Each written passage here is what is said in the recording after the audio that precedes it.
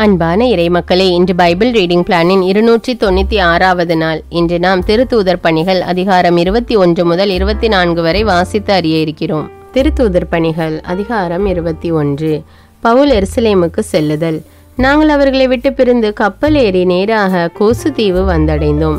மறுநாள் நாங்கள் ரோதுக்கும் அங்கிருந்து பத்தாராவுக்கும் சென்றோம். அங்கு பெனிசிய நாட்டுக்கு செல்லும் கப்பல் ஒன்றை கண்டு அதில் ஏறி பயணம் செய்தோம். வழியில் சைப்ரசு தென்பட்டது. அங்கே போகாமல் அதன் இடப்புறமாக சிரியா சென்று பின் தீர் நகரை அடைந்தோம். அங்கே கப்பலில் உள்ள சரக்கு இறக்கப்பட்டது. அங்கு சில சீடர்களை தேடி கண்டுபிடித்து அவர்களோடு 7 நாள் தங்கினோம். அவர்கள் தூய ஆவியால் தூண்டப்பட்டு பவுலிடம் எருசலேம் செல்ல கப்பல் ஏற வேண்டாம் என கூறினர். அந்த நாள்கள் முடிந்த பின் நாங்கள் புறப்பட்டு சென்றோம். அவர்கள் அனைவரும் மனைவி மக்களோடு நகரின் எல்லை வரை எங்களை வழியனுப்பி வைக்குமாறு வந்தார்கள். கடற்கரையில் நாங்கள் முழந்தால் படியிட்டு இறைவனிடம் வேண்டினோம். பின் ஒருவரிடம் ஒருவர் பிரியா விடை பெற்று கொண்டு கப்பலில் ஏறினோம். அவர்கள் அவரவர் வீடுகளுக்கு திரும்பி சென்றார்கள். நாங்கள் தீர் நகரிலிருந்து எங்கள் கடல் பயணத்தை தொடர்ந்து தாளமாய் வந்தடைந்தோம். அங்குள்ள சகோதர சகோதரிகளை வாழ்த்தி ஒரு நாள் அவர்களுடன் தங்கியிருந்தோம். மறுநாள் நாங்கள் புறப்பட்டு செசரியா வந்தோம். நற்செய்தி அறிவிப்பவரான பிலிப்பின் வீட்டுக்கு சென்று அவருடன் தங்கினோம். அவர் திருத்தொண்டர் 7 ஒருவர். அவருக்கு திருமணமாக 4 பெண் மக்கள் இருந்தனர். அவர்கள் இறைவாக்குரைத்து வந்தார்கள். நாங்கள் பல நாள்கள் அங்கு தங்கியிருந்தோம். அப்போது அகபு என்னும் பெயர் கொண்ட இறைவாக்கினர் ஒருவர் யூதேயாவிலிருந்து வந்தார். அவர் எங்களிடம் வந்து பவுலின் இடைக்கச்சையை எடுத்து தம் கைகளையும் கால்களையும் கட்டி கொண்டு, இந்த கச்சைக்குரியவரை எருசலேமில் யூதர்கள் இவ்வாறு கட்டி பிற இனத்தாரிடம் ஒப்புவிப்பார்கள். தூய ஆவியார் தாமே இப்படி கூறுகிறார் என்றார். இவற்றை கேட்டதும் நாங்களும் அவ்விடத்தாரும் பவுலை எருசலேமுக்கு செல்ல வேண்டாம் என கெஞ்சி கேட்டுக்கொண்டோம். அதற்கு பவுல் மறுமொழியாக, நீங்கள் அழுது ஏன் என் உள்ளத்தை உடைக்கிறீர்கள்? நான் ஆண்டவர் இயேசுவின் பெயருக்காக எருசலேமில் கட்டப்படுவதற்கு மட்டுமல்ல, சாவதற்கும் தயார் என்றார். அவரை நாங்கள் இணங்க வைக்க முடியாது. போகவே ஆண்டவரின் திருவுளப்படி நடக்கட்டும் என கூறி பேசாமல் இருந்து விட்டோம். இந்நாள்களுக்கு பின்பு நாங்கள் பயண ஏற்பாடுகளை செய்து எருசலேமுக்கு சென்றோம். செசரியாவிலிருந்து சீடர் சிலரும் எங்களுடன் வந்தனர். சைப்ரசு தீவை சேர்ந்த தொடக்க கால சீடரான மினாசோவின் வீட்டில் நாங்கள் விருந்தினராக தங்குமாறு அழைத்து செல்லப்பட்டோம். எருசலேம் நகரில் பவுல் யாக்கோபை சந்தித்தல். நாங்கள் எருசலேம் சென்று சேர்ந்த போது சகோதர சகோதரிகள் எங்களை மகிழ்வுடன் வரவேற்றார்கள். மறுநாள் பவுல் எங்களை கூட்டிக் கொண்டு யாக்கோபிடம் சென்றார். அங்கு அனைத்து மூப்பரும் வந்திருந்தனர். பவுல் அவர்களை வாழ்த்திய பின் தம் திருப்பணி மூலம் கடவுள் பிற இனத்தாரிடம் செய்தவற்றை ஒவ்வொன்றாக விளக்கினார். இதை கேட்டவர்கள் கடவுளை போற்றி புகழ்ந்தார்கள். எனினும் அவர்கள் அவரிடம், சகோதரரே, யூதருள் எத்தனையோ 1000 பேர் நம்பிக்கை கொண்டுள்ளதையும் அவர்கள் அனைவரும் திருச்சட்டத்தின் மீது ஆர்வமுடையவர்களாய் இருப்பதையும் நீர் பார்க்கிறீரல்லவா? நீர் பிற இனத்தாரிடையே வாழும் யூதர் அனைவரும் தங்கள் பிள்ளைகளுக்கு விருத்த சேதனம் செய்ய வேண்டியதில்லை என்றும் நம் முறைமைகளின்படி நடக்க வேண்டியதில்லை என்றும் கூறி மோசேயின் சட்டத்தை விட்டு விலகுமாறு கற்றுக் கொடுப்பதாக உம்மை பற்றி கேள்விப்பட்டிருக்கிறோம். நீர் வந்திருப்பது பற்றி இங்குள்ள யூதர்கள் எப்படியும் கேள்விப்பட்டிருப்பார்கள் என்று கூறினார்கள். அவர்கள், இப்போது என்ன செய்வது என்று சிந்தித்து கொண்டே, நாங்கள் உமக்கு கூறுவதை நீர் செய்யும். பொருத்தனை செய்து கொண்ட 4 பேர் எங்களிடையே உள்ளனர். இவர்களை கூட்டிக் கொண்டு போய் இவர்களோடு சேர்ந்து தூய்மை சடங்கு செய்து கொள்ளும். அவர்கள் முடிவெட்டுவதற்கான செலவை நீரே ஏற்றுக்கொள்ளும். இதனால் நீர் திருச்சட்டத்தை கடைபிடித்து நடப்பவர் என்றும் உம்மை பற்றி கேள்விப்பட்டவைகளில் உண்மை எதுவும் இல்லை என்றும் அனைவரும் தெரிந்து கொள்வர். சிலைகளுக்கு படைக்கப்பட்டவை, இரத்தம், கழுத்து நெரிக்கப்பட்டு செத்தவை மற்றும் பரத்தமை ஆகியவற்றை நம்பிக்கை கொண்ட பிற இனத்தவர் தவிர்க்க வேண்டும் என்று நாங்கள் தீர்மானித்து அவர்களுக்கு எழுதியுள்ளோம் என்று அவரிடம் கூறினார்கள். மறுநாள் பவுல் அவர்களை கூட்டிக் கொண்டு போய் அவர்களோடு சேர்ந்து தாமும் தூய்மை சடங்கு செய்து கொண்டார். பின் கோவிலுள் சென்று எப்போது தூய்மை சடங்கு காலம் நிறைவு பெறுகிறது என்றும் எப்போது அவர்களுள் ஒவ்வொருவருக்காகவும் பலி செலுத்தப்படும் என்றும் தெரியப்படுத்தினார். கோவிலுள் பவுல் கைது செய்யப்படுதல். அந்த 7 நாள்களும் முடிய போகும் வேளையில் ஆசியாவில் உள்ள யூதர் கோவிலுள் பவுலை கண்டனர். உடனே அவர்கள் மக்கள் கூட்டம் முழுவதையும் தூண்டிவிட்டு பவுலை பிடித்து, இஸ்ரேல் மக்களே, உதவ வாருங்கள். மக்களுக்கும் திருச்சட்டத்துக்கும் இந்த இடத்துக்கும் எதிராக எல்லா இடங்களிலும் கற்பிப்பவன் இந்த மனிதன்தான். மேலும் கிரேக்கரை கோவிலுக்குள் கூட்டி வந்து இந்த தூய்மையான இடத்தை தீட்டுப்படுத்தியுள்ளான் என்று கத்தினார்கள். ஏனெனில் அவர்கள் எபேசியரான துரோப்பியம் என்பவரை அவரோடு நகரில் கண்டிருந்தனர். பவுல் அவரை கோவிலுக்குள் கூட்டி கொண்டு போயிருப்பார் என நினைத்து கொண்டனர். நகரெங்கும் கலகம் உண்டாயிற்று. மக்கள் கூட்டமாய் ஓடி சென்று பவுலை பிடித்து கோவிலின் வெளியே இழுத்து வந்து கதவுகளை அடைத்தனர். அவர்கள் அவரை கொலை செய்ய வழி தேடிய போது எருசலேம் நகரம் முழுவதும் குழப்பம் நிலவுகிறது என்ற செய்தி படைப்பிரிவின் 1000 தலைவருக்கு எட்டியது. உடனே அவர் போர் வீரர்களையும் 100 தலைவர்களையும் கூட்டிக் கொண்டு ஓடி வந்தார். 1000 தலைவரையும் அவரோடு போர் வீரர்களையும் கண்டதும் பவுலை அடிப்பதை மக்கள் நிறுத்தினார்கள்.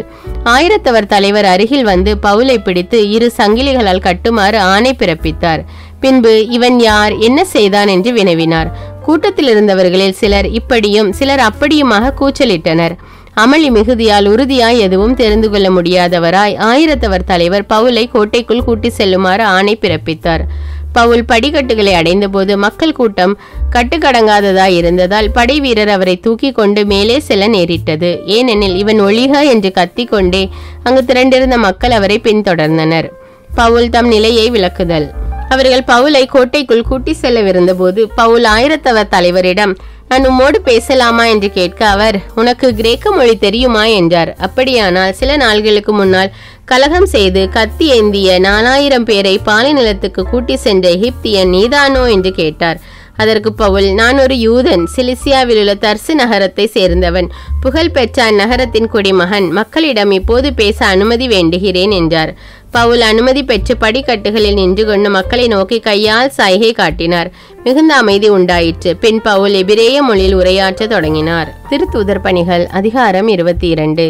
பவுல், சகோதரரே, தந்தையரே, உங்கள் குற்றச்சாட்டுக்கு நான் கூறப்போகும் விளக்கத்தை கேளுங்கள் என்றார்.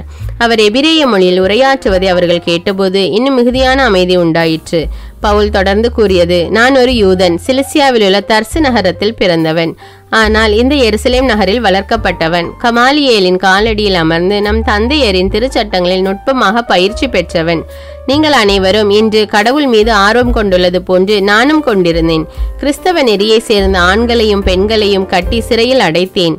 சாகும் வரை அவர்களை துன்புறுத்தினேன். தலைமை குருவும் மூப்பர் சங்கத்தாரும் இதற்கு சாட்சி. இவர்களிடமிருந்து தமஸ்கு நகரில் உள்ள சகோதரர்களுக்கு கடிதங்களை பெற்றுக்கொண்டு அங்குள்ள கிறிஸ்தவர்களை கட்டி எருசலேமுக்கு கொண்டு வந்து தண்டிப்பதற்காக அங்கு சென்றேன். நான் புறப்பட்டு தமஸ்கு நகரை நெருங்கிய போது நண்பகல் நேரத்தில் திடீரென வானில் இருந்து ஒரு பேரொளி என்னை சூழ்ந்து வீசியது. நான் தரையில் விழுந்தேன். அப்போது, சவுலே சவுலே, நீ ஏன் என்னை துன்புறுத்துகிறாய் என்ற குரலை கேட்டேன். அப்போது நான், ஆண்டவரே, நீர் யார் என்று கேட்டேன். அவர், நீ துன்புறுத்தும் நாசரேத்து இயேசு நானே என்றார். என்னோடு இருந்தவர்கள் ஒளியை கண்டார்கள், ஆனால் என்னோடு பேசியவரது குரலை கேட்கவில்லை. ஆண்டவரே, நான் என்ன செய்ய வேண்டும் என நான் கேட்க, ஆண்டவர் என்னை நோக்கி, நீ எழுந்து தமஸ்குவுக்கு செல். நீ செய்வதற்கென குறிக்கப்பட்டுள்ளவை அனைத்தும் அங்கே உனக்கு கூறப்படும் என்றார். அந்த ஒளியின் மிகுதியால் நான் பார்க்க முடியவில்லை. என்னோடு இருந்தவர்கள் எனது கையை பிடித்து தமஸ்குவினுள் அழைத்து சென்றார்கள். அங்கு அனனியா என்னும் ஒருவர் இருந்தார். அவர் திருச்சட்டத்தை கடைபிடித்து கடவுளுக்கு அஞ்சி வாழ்ந்தவர். அங்கு வாழ்ந்து வந்த யூதர் அனைவரிடமும் நற்சான்று பெற்றவர். அவர் என்னிடம் வந்து அருகில் நின்று, சகோதரர் சவுலே, மீண்டும் பார்வையடையும் என்றார். அந்நேரமே நான் பார்வை பெற்று அவரை பார்த்தேன். அப்போது அவர், நம் மூதாதையரின் கடவுள் தம் திருவுளத்தை அறியவும் தம் நேர்மையாளரை காணவும் தம் வாய்மொழியை கேட்கவும் உம்மை ஏற்படுத்தியுள்ளார். ஏனெனில் நீர் கண்டவைகளுக்கும் கேட்டவைகளுக்கும் அனைவர் முன்பும் நீர் சாட்சியாய் இருக்க வேண்டும். இனி ஏன் காலம் தாழ்த்த வேண்டும்? எழுந்து அவரது திருப்பெயரை அறிக்கையிட்டு உமது பாவங்களில் இருந்து கழுவ பெற்று திருமுழுக்கு பெறும் என்றார். பின்பு நான் எருசலேம் திரும்பி வந்தேன். கோவிலில் இறைவண்டம் வேண்டிக் கொண்டிருந்த போது நான் மெய்மறந்த நிலைக்குள்ளானேன். ஆண்டவரை நான் கண்டேன். அவர் என்னிடம், நீ உடனே எருசலேமை விட்டு விரைவாக புறப்படு, ஏனெனில் என்னை பற்றி நீ அளிக்கும் சான்றை ஏற்றுக்கொள்ள மாட்டார்கள் என்றார். அதற்கு நான், ஆம் ஆண்டவரே, உம் மீது நம்பிக்கை கொண்டோரை நான் சிறையில் அடைத்தேன். தொழுகை கூடங்களில் அவர்களை நைய புடைத்தேன். உம் சாட்சியாம் ஸ்தேவான் கொலை செய்யப்பட்ட போது நான் அங்கு நின்று உடன்பட்டு அவரை கொலை செய்தோரின் மேல் உடைகளை காவல் செய்து கொண்டிருந்தேன். இவை அனைத்தும் அங்குள்ளோருக்கு தெரியும் என்றேன். அவர் என்னை நோக்கி, புறப்படு, தொலையில் உள்ள பிற இனத்தவரிடம் நான் உன்னை அனுப்புகிறேன் என்றார். பவுலும் 1000 தலைவரும். இதுவரைக்கும் பவுல் பேசுவதை கேட்டுக்கொண்டிருந்த மக்கள், இவனை அடியோடு ஒழியுங்கள், இவன் வாழ தகுதியற்றவன் என்று கத்தினார். இவ்வாறு கூச்சலிட்டு கொண்டே தங்கள் மேலுடைகளை வீசி எறிந்து புழுதி வாரி இறைத்தார்கள். மக்கள் இவ்வாறு கூச்சலிடுவதன் காரணத்தை 1000 தலைவர் அறிய விரும்பி அவரை கோட்டைக்குள் அழைத்து சாட்டைகளால் அடித்து விசாரணை செய்ய ஆணை பிறப்பித்தார். அவர்கள் அவரை சாட்டையால் அடிப்பதற்கென்று கட்டிய பொழுது பவுல் அங்கு நின்ற 100 தலைவரிடம், உரோமை குடிமகன் ஒருவரை சாட்டையால் அடிப்பது, அதுவும் முறையான தீர்ப்பின்றி அடிப்பது சட்டப்படி செல்லுமா என்று கேட்டார். இதை கேட்டதும் 100 தலைவர் 1000 தலைவரிடம் சென்று பவுல் கூறியதை அறிவித்து, என்ன செய்ய போகிறீர்? இவர் ஒரு ரோமை குடிமகன் அல்லவா என்றார். ஆயிரத்தவர் தலைவர் பவுலிடம், நீர் ஒரு ரோமை குடிமகன் தானா கூறும் என்றார். அவர் ஆம் என்றார். அதற்கு ஆயிரத்தவர் தலைவர் மறுமொழியாக, நான் இக்குடியுரிமையை ஒரு பெருந்தொகை கொடுத்தல்லவா பெற்றுக்கொண்டேன் என்றார். அதற்கு பவுல், நான் ஒரு ரோமை குடிமகனாகவே பிறந்தேன் என்றார். உடனே அவரை விசாரணை செய்யவிருந்தவர்கள் அவரை விட்டு விலகினார்கள். ஆயிரத்தவர் தலைவரோ தாம் கட்டி வைத்திருந்தவர் ரோமை குடிமகன் என அறிந்ததும் அச்சமுற்றார். தலைமை சங்கத்தின் முன் பவுல், யூதர்கள் பவுல் மீது என்ன குற்றம் சுமத்துகிறார்கள் என்பதை உறுதியாக அறிய ஆயிரத்தவர் தலைவர் விரும்பினார். எனவே மறுநாள் தலைமை குருக்களும் தலைமை சங்கத்தினர் அனைவரும் கூடி வருமாறு அவர் ஆணை பிறப்பித்து பவுலை சிறையில் இருந்து கொண்டு வந்து அவர்கள் முன் நிறுத்தினார். திருத்தூதர் பணிகள் அதிகாரம் 23. பவுல் தலைமை சங்கத்தாரை உற்று பார்த்து, சகோதரரே, நான் இந்நாள் வரை கடவுள் முன்னிலையில் என் மனசான்றுக்கு செய்ய முற்றிலும் நேர்மையாக வாழ்ந்து வந்தேன் என்றார். அப்பொழுது தலைமை குருவாகிய அனனியா அவரது வாயில் அடிக்கும்படியாக அருகில் நிற்பவர்களை பணித்தார். பவுல் அவரிடம், வெள்ளையடிக்கப்பட்ட சுவரே, கடவுள் உம்மை அடிப்பார். திருச்சட்டத்தின்படி எனக்கு தீர்ப்பளிக்க அமர்ந்திருக்கும் நீர் அச்சட்டத்துக்கு முரணாக என்னை அடிக்க எப்படி ஆணை பிறப்பிக்கலாம் என்று கேட்டார். அருகில் நின்றவர்கள், கடவுளின் தலைமை குருவை பழிக்கிறாயே என்று கேட்டார்கள். அதற்கு பவுல், சகோதரரே, இவர் தலைமை குரு என்று எனக்கு தெரியாது. ஏனெனில் உன் மக்களின் தலைவரை சபிக்காதே என மறைநூலில் எழுதியுள்ளதே என்றார். அவர்களுள் ஒரு பகுதியினர் சதுசேயர் என்றும் மறுபகுதியினர் பரிசேயர் என்றும் பவுல் அறிந்து, சகோதரரே, நான் ஒரு பரிசேயன், பரிசேய மரபில் பிறந்தவன், இறந்தோர் உயிர்த்தெழுவர் என்னும் எதிர்நோக்கின் பொருட்டு விசாரிக்கப்படுகிறேன் என்று தலைமை சங்கத்தின் முன் உரத்த குரலில் கூறினார். அவர் இப்படி சொன்னபோது பரிசேயருக்கும் சதுசேயருக்கும் இடையே வாக்குவாதம் எழுந்தது. எனவே அங்கு திரண்டிருந்தோர் இரண்டாக பிரிந்தனர். சதுசேய பிரிவினர் வானதூதரும் உயிர்த்தெழுதல் ஆவிகள் ஆகியனவும் இல்லை என்று கூறி வந்தனர். பரிசேயர் இவை அனைத்து முண்டனை ஏற்றுக்கொண்டனர். அங்கு பெருங்கூச்சல் எழுந்தது. பரிசேய பிரிவினை சேர்ந்த மறைநூல் அறிஞருள் சிலர் எழுந்து, இவரிடம் தவறொன்றையும் காணோமே, வானதூதர் ஒருவரோ ஓர் ஆவியோ இவரோடு பேசியிருக்கலாம் அல்லவா என வாதாடினர். வாக்குவாதமுற்றவே அவர்கள் பவுலை பீத்தெறிந்து விடுவர் என ஆயிரத்தவர் தலைவர் அஞ்சி படை வீரரை வர சொல்லி அவரை அவர்கள் நடுவில் இருந்து பிடித்து கோட்டைக்குள் கூட்டிக் கொண்டு செல்லுமாறு ஆணை பிறப்பித்தார். மறுநாள் இரவு ஆண்டவர் அவர் அருகில் நின்று, துணிவோடிரும், எருசலேமில் என்னை பற்றி சான்று பகர்ந்தது போல உரோமையிலும் நீர் சான்று பகர வேண்டும் என்றார். பவுலுக்கு எதிரான சூழ்ச்சி. பொழுது விடிந்ததும் யூதர்கள் ஒன்று கூடி, நாங்கள் பவுலை கொல்லும் வரை உண்ணவோ குடிக்கவோ மாட்டோம் என தங்களிடையே சூளுரைத்து கொண்டார்கள். இவ்வாறு சூழ்ச்சி செய்தவர்கள் எண்ணிக்கை 40க்கு கூடுதல் இருக்கும். அவர்கள் தலைமை குருவிடமும் மூப்பரிடம் சென்று, நாங்கள் பவுலை கொல்லும் வரை எதுவும் உண்ண மாட்டோம் என்று ஆணையிட்டு சூளுரைத்துள்ளோம். எனவே இப்போது நீங்களும் தலைமை சங்கத்தாரும் மிக கருத்தாய் விசாரிக்கும் நோக்குடன் அவரை உங்களிடம் கூட்டிக் கொண்டு வருவதாக ஆயிரத்தவர் தலைவரிடம் தெளிவுபடுத்துங்கள். அவர் உங்களிடம் வந்து சேருமுன் அவரை கொன்றுவிட நாங்கள் ஆயத்தமாய் இருப்போம் என்றார்கள். இச்சூழ்ச்சியை பற்றி பவுலின் சகோதரி மகன் கேள்விப்பட்டு கோட்டைக்குள் சென்று இதனை பவுலிடம் அறிவித்தார். பவுல் 100 தலைவர்களுள் ஒருவரை வரவழைத்து, இந்த இளைஞரை ஆயிரத்தவர் தலைவரிடம் கூட்டி செல்லுங்கள், அவரிடம் இவர் ஏதோ ஒன்று அறிவிக்க வேண்டுமாம் என்றார். அவரும் அந்த இளைஞரை ஆயிரத்தவர் தலைவரிடம் கூட்டி சென்று அவரிடம், கைதியான பவுல் என்னை வரவழைத்து இந்த இளைஞரை உம்மிடம் கூட்டிக் கொண்டு வருமாறு என்னிடம் கேட்டுக்கொண்டார், இவர் ஏதோ உம்மிடம் ஒன்று சொல்ல வேண்டுமாம் என்றார். ஆயிரத்தவர் தலைவர் அவர் கையை பிடித்து தனியே கூட்டி சென்று, நீ என்னிடம் என்ன அறிவிக்க வேண்டும் என்று வினவினார். அவர், யூதர்கள் பவுலை மிக கருத்தாய் விசாரிக்கும் நோக்கமுடையவர்கள் போல் அவரை தலைமை சங்கத்திற்கு நாளை கொண்டு வர உம்மை கேட்டுக்கொள்ள வேண்டும் என உடன்பாடு செய்து கொண்டுள்ளார்கள். நீர் அவர்களுக்கு இணங்க வேண்டாம், ஏனெனில் அவர்களுள் 40க்கு அதிகமானோர் சூழ்ச்சி செய்து நாங்கள் பவுலை கொல்லும் வரை உண்ணவும் குடிக்கவும் மாட்டோம் என சூளுரைத்துள்ளனர். உம்முடைய முடிவை அறிந்து கொள்ள தகுந்த ஏற்பாடுகளுடன் காத்து கொண்டிருக்கிறார்கள் என்று சொன்னார். அப்போது ஆயிரத்தவர் தலைவர் இளைஞரிடம், இவற்றை என்னிடம் தெரிவித்ததாக நீர் எவருக்கும் சொல்லாதீர் என்று கூறி அவரை அனுப்பிவிட்டார். பவுல் செசரியாவுக்கு ஆளுநர் பெலிக்ஸிடம் அனுப்பப்படுதல். பின்பு ஆயிரத்தவர் தலைவர் 100 தலைவருள் 2 வரவழைத்து 200 படை வீரருடனும் 70 குதிரை வீரருடனும் இரவு 9 மணிக்கு செசரியா செல்லுவதற்கு ஏற்பாடு செய்யுங்கள். பவுலை ஏற்றி சில விலங்குகளை பார்த்து வையுங்கள். அவரை ஆளுநர் பெலிக்ஸிடம் பாதுகாப்பாக கொண்டு சேர்க்க வேண்டும் என்றார். அவர் பெலிக்ஸுக்கு பின்வருமாறு ஒரு கடிதத்தை எழுதினார். மாண்புமிகு ஆளுநர் பெலிக்ஸ் அவர்களுக்கு கிலவுதியு லீசியாவின் வாழ்த்துக்கள். யூதர்கள் இம்மனிதரை பிடித்து கொல்லவிருந்த நேரத்தில் இவர் ஒரு ரோமை குடிமகன் என்பதை அறிந்து படை வீரர்களுடன் சென்று இவரை நான் விடுவித்தேன். அவர்கள் இனிமேல் குற்றம் சாட்ட காரணம் என்ன என்று அறிந்து கொள்ள நான் இவரை தலைமை சங்கத்துக்கு கூட்டி சென்றேன். அவர்களுடைய திருச்சட்டம் சார்ந்து கருத்து வேறுபாடுகளின் காரணமாகத்தான் இவர் குற்றம் சாட்டப்பட்டிருக்கிறார். சாவுக்கோ சிறை தண்டனைக்கோ உரிய குற்றம் எதையும் இவரிடத்தில் நான் காணவில்லை. இவருக்கு எதிராக யூதர்கள் சூழ்ச்சி செய்திருக்கிறார்கள் என்னும் செய்தி எனக்கு தெரிவிக்கப்பட்ட உடனே இவரை உம்மிடம் அனுப்பி வைக்கிறேன். இவருக்கு எதிராக குற்றம் சாட்டியோர் கூற வேண்டியவற்றை உம்முன் வந்து கூறவும் கட்டளையிட்டுள்ளேன். படை வீரர்கள் தங்களுக்கு பணிக்கப்பட்டவாறு இரவிலேயே பவுலை கூட்டிக் கொண்டு அந்திப்பத்திரிக்கு போனார்கள். மறுநாள் குதிரை வீரரை பவுலுடன் அனுப்பிவிட்டு மற்றவர்கள் கோட்டைக்கு திரும்பினார்கள். அவர்கள் செசரியா வந்தபோது அக்கடிதத்தை ஆளுநரிடம் கொடுத்து பவுலையும் அவர் முன் நிறுத்தினார்கள். ஆளுநர் கடிதத்தை வாசித்த பின் பவுல் எந்த மாநிலத்தை சேர்ந்தவர் என கேட்டு அவர் சிலிசியாவை சேர்ந்தவர் என அறிந்து கொண்டார். பின்பு உன்னை குற்றம் சாட்டுபவர்கள் இங்கு வந்து சேர்ந்ததும் நான் உன் வழக்கை கேட்பேன் என்று கூறி ஏரோதின் மாளிகையில் அவரை காவலில் வைக்குமாறு ஆணை பிறப்பித்தார். திருத்தூதர் பணிகள் அதிகாரம் 24. பவுலுக்கு எதிரான வழக்கு. 5 நாட்களுக்கு பின் தலைமை குருவான அனனியாவும் சில மூப்பர்களும் வழக்குரைஞரான தெர்த்துல் என்பவரும் வந்து பவுலுக்கு எதிராக ஆளுநரிடம் முறையிட்டார்கள். தெர்த்துல் அழைக்கப்பட்ட போது அவர் குற்றம் சாட்ட தொடங்கி கூறியது, மாண்புமிகு பெலிக்ஸ் அவர்களே, உம்மால் தான் நாட்டில் பேரமைதி நிலவுகிறது. தொலைநோக்கால் தான் இந்நாடு எல்லா இடங்களிலும் எல்லா துறைகளிலும் வளர்ச்சி அடைந்து வருகிறது. இதனை நாங்கள் மிக்க நன்றி உணர்வோடு ஏற்றுக்கொள்கிறோம். இனியும் உம்முடைய நேரத்தை வீணாக்க நான் விரும்பவில்லை.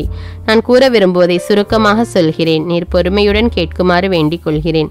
தொல்லை கொடுக்கும் இந்த மனிதனை நாங்கள் கண்டுபிடித்தோம். இவன் உலகம் முழுவதிலும் உள்ள யூதர் அனைவரிடையேயும் கலகமூட்டி வருகிறான். நசரேய கட்சியினரின் தலைவனாகவும் செயல்படுகிறான். திருக்கோவிலை இவன் தீட்டுப்படுத்த முயன்றபோது இவனை நாங்கள் பிடித்து கொண்டோம். நீர் விசாரணை செய்தால் நாங்கள் இவன் மேல் சுமத்தும் குற்றம் அனைத்தும் உண்மை என அறிய முடியும். யூதர்களும் அவரோடு சேர்ந்து இக்குற்றச்சாட்டுகள் யாவும் உண்மையே என கூறினார்கள். பெலிக்ஸின் முன்னிலையில் பவுல் தம் நிலையை விளக்குதல். பவுல் பேசுமாறு ஆளுநர் சைகை காட்ட அவர் கூறியது, பல ஆண்டுகளாக நீர் இந்த நாட்டின் நடுவராக இருந்து வருகிறீர் என்பதை நான் அறிந்து நம்பிக்கையோடு என் நிலையை விளக்குகிறேன். நான் கடவுளை வணங்குவதற்காக எருசலேமுக்கு சென்று 12 நாள் கூட ஆகவில்லை என்பதை நீரே விசாரித்து அறிந்து கொள்ளலாம். நான் கோவிலில் எவரோடாவது விவாதித்ததையோ நகரிலோ தொழுகை கூடத்திலோ மக்களிடையே கலகமூட்டியதையோ இவர்கள் யாருமே கண்டதில்லை. இப்போது இவர்களின் மீது சுமத்தும் குற்றச்சாட்டுகளையும் உம்முன் இவர்களால் மெய்ப்பிக்க முடியாது. ஆனால் இந்த ஒன்று மட்டும் உம்மிடம் நான் ஒப்புக்கொள்கிறேன். இவர்கள் ஒரு கட்சி என கூறி வரும் கிறிஸ்தவ நெறியின்படியே நான் என் மூதாதையரின் கடவுளை வழிபட்டு வருகிறேன். திருச்சட்டத்திலும் இறைவாக்கினர் நூல்களிலும் உள்ள அனைத்திலும் நம்பிக்கை கொண்டுள்ளேன். நேர்மையாளரும் நேர்மையற்றோரும் உயிர் தெழுவர் என்று அவர்கள் எதிர்நோக்குகின்றார்கள். அதே எதிர்நோக்கை கடவுள் எனக்கும் கொடுத்துள்ளார். அவர்களைப் போல நானும் கடவுள் முன்னிலையிலும் மக்கள் முன்னிலையிலும் எப்போதும் குற்றமற்ற மனசான்றோடு வாழ முயலுகிறேன். பல ஆண்டுகளுக்கு பின் என் இனத்தாருக்கு பண உதவி செய்யவும் பலி செலுத்தவும் நான் இங்கு வந்தேன். நான் கோவிலில் தூய்மை சடங்கு செய்து கொண்டிருந்த போது இவர்கள் என்னை கண்டார்கள். அப்போது அங்கு மக்கள் கூட்டமோ அமளியோ இல்லை. ஆனால் ஆசியாவிலிருந்து வந்த யூதருள் சிலர் அங்கிருந்தனர். எனக்கு எதிராக ஏதாவது இருந்திருந்தால் அவர்கள் உமக்கு முன் வந்து குற்றம் சாட்டி இருக்க வேண்டும். அல்லது நான் தலைமை சங்கத்தாரால் விசாரிக்கப்பட்ட போது என்னிடம் என்ன குற்றம் கண்டார்கள் என இங்கிருப்பவர்களாவது எடுத்து சொல்லட்டும். சங்கத்தார் நடுவில் நின்று இறந்தோர் உயிர்த்தெழுவர் என்று சொன்னதால் இன்று நான் உங்கள் முன்பு விசாரிக்கப்படுகிறேன் என்று உரத்த குரலில் கூறினேன். இது ஒன்றை தவிர வேறு என்ன குற்றம் கண்டார்கள் சொல்லட்டும். கிறிஸ்தவ நெறியை பற்றி மிக திட்டவட்டமாக அறிந்திருந்த பெலிக்ஸு ஆயிரத்தவர் தலைவரான லீசியா வரும்போது உங்களை விசாரிப்பேன் என்று கூறி வழக்கை ஒத்திவைத்தார். அதோடு அவர் பவுலை காவலில் வையுங்கள், ஆனால் கடுங்காவல் வேண்டாம், பணிவிடை செய்ய அவரது உறவினரை தடுக்கவும் வேண்டாம் என நூற்றுவ தலைவரிடம் பணித்தார். பவுல் காவலில் வைக்கப்படுதல். சில நாள்களுக்கு பின்பு பெலிக்ஸ் தம் யூத மனைவியாகிய துருசில்லாவுடன் வந்தார். அவர் பவுலை வரவழைத்து கிறிஸ்து இயேசுவிடம் நம்பிக்கை கொள்வது பற்றி அவர் கூறியவற்றை கேட்டார். நேர்மை, தன்னடக்கம், வரப்போகும் தீர்ப்பு ஆகியன பற்றி பவுல் பேசிய போது பெலிக்ஸ் அச்சமுற்று அவரை பார்த்து, இப்போது நீர் போகலாம், நேரம் வாய்க்கும் போது உம்மை வரவழைப்பேன் என்று கூறினார். அதே வேளையில் பவுல் தமக்கு பணம் கொடுப்பார் என அவர் எதிர்பார்த்தார். ஆகையால் அடிக்கடி பவுலை வரவழைத்து அவரோடு உரையாடி வந்தார். 2 ஆண்டுகள் முடிந்ததும் பெலிக்ஸுக்கு பின் புர்கியு பெஸ்து ஆளுநர் பதவியேற்றார். பெலிக்ஸ் யூதரது நல்லெண்ணத்தை பெற பவுலை கைதியாக விட்டு சென்றார்.